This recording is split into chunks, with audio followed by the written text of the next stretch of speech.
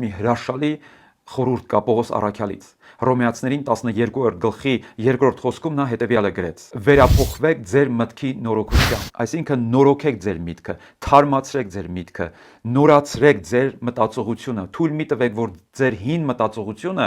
ձեզ ապականի։ Մի ժամանակ, երբ որ օգտվում էի Microsoft ծրագրից, այն ժամանակ անպայման էր հակավիրուս ունենալը համակարգչի մեջ։ Հիմա էլ կարծում եմ դա արդիական է, որովհետև վիրուսները շատ են եւ պետք է հակավիրուսը կամ անտիվիրուսը անընդհատ թարմացվեր, որպեսզի այն տեղեկացված լիներ նորահայտ վիրուսներից։ Եվ եթե չէր թարմացվում եւ իր ինֆորմացիան հին էր, ապա նոր վիրուսները կարող էին կոտրել այդ պատը, թափանցել համակարգչի մեջ, փչացնել, գողանալ ինֆորմացիան եւ վնաս տալ մարդուն։ Սա հետաքրքիր մի համեմատություն է,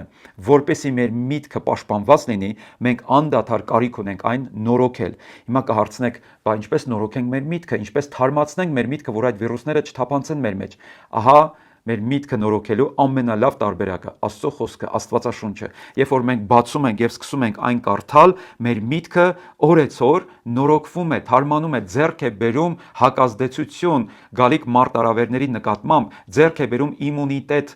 դժվարությունների եւ վիրուսների նկատմամբ, եւ որքան կտրվենք Աստվածաշնչից, այնքան մեր միտքը խոցելի կդառնա բացասական մտքերի համար։